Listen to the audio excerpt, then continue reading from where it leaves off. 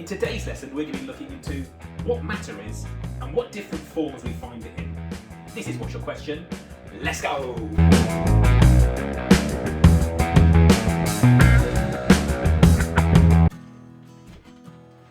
Objectives for today's lesson then are you're going to state the difference between elements, compounds and mixtures. We're going to describe how to use the symbols for elements and how to name compounds, and we're going to explain what polymers are and how they can be used. I've placed a slide here with an image of what an atom may look like and some information about an atom. But an atom is basically the smallest part of matter. If I was to take anything around this and just shock it up and make it the smallest thing it could be, I would find individual atoms.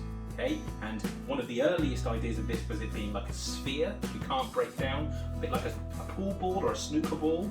But since then, because that was in ancient Greece, we've moved on a long way, and now we know it's got some parts to it as well, but they make up the atom, the smallest part of matter. There are different types of atom, and we call those elements. Elements are just a type of atom, okay? And they're different because of the things they're made up of, specifically a thing called a proton, and that's found in the nucleus of an atom. Every element has a different number of protons, and that's what makes it unique.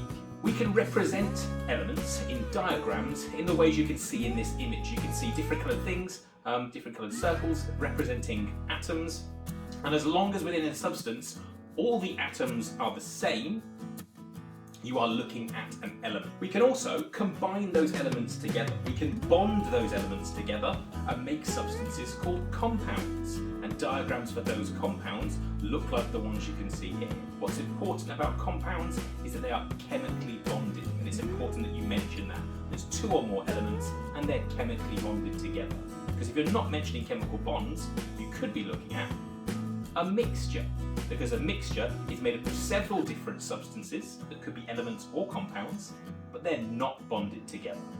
So your wording here is really important. Atoms, the smallest part of matter. Elements, different types of atoms.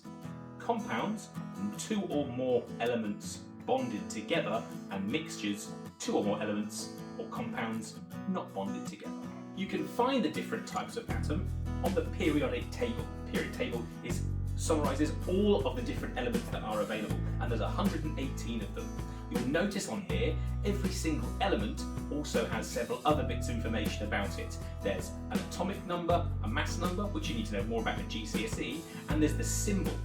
The symbol is very important. It allows us to talk about and communicate about these elements across different countries, people with different languages, because everyone agrees to use these same symbols. When you're giving the symbol of an element, there are rules. If it's one letter by itself, you must write it as a capital letter. If there's two letters in the symbol, the first letter must be a capital and the second letter must be lowercase. That's really, really important.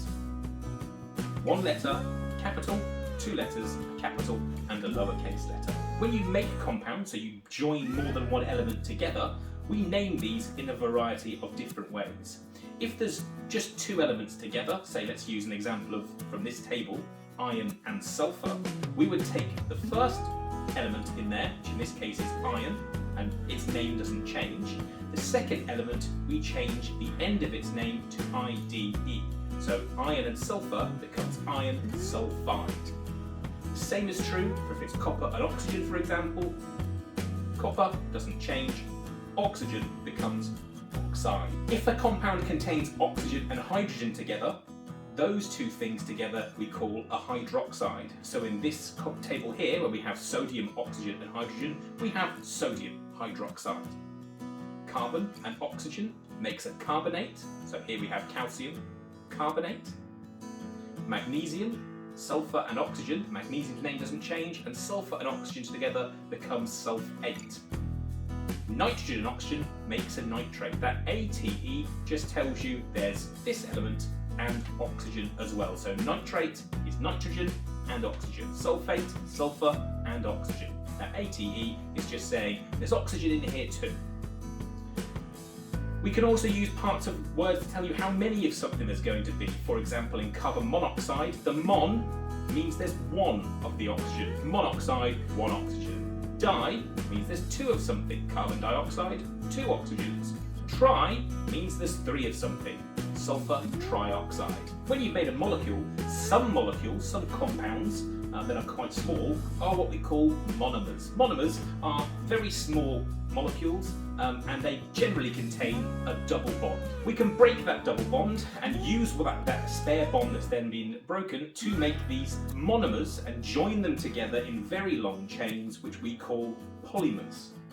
Polymers are just large molecules made up of these monomers, these smaller molecules, all joined together in very long chains. There are natural examples of these, like wool, rubber, and starch, and there are synthetic examples of these, like polyethylene, polyvinyl chloride, and other things. The structure of these substances links directly to their properties. Polymers are huge molecules, and because they're big, there are really strong forces between them. This means they have high melting and boiling points. Because those molecules are very long, they sort of sit on top of each other, they can often slide around. And this sliding gives them flexibility. And this means that many polymers are very flexible. Most plastics you'll come across are very flexible polymers because of these very long chains that can move over each other. Synthetic polymers tend to last huge lengths of time, that's why they're so difficult to dispose of, but that length of time they last makes them really useful in our everyday lives. Thanks very much for watching. Make sure you stay safe, stay alert, stay curious, and subscribe.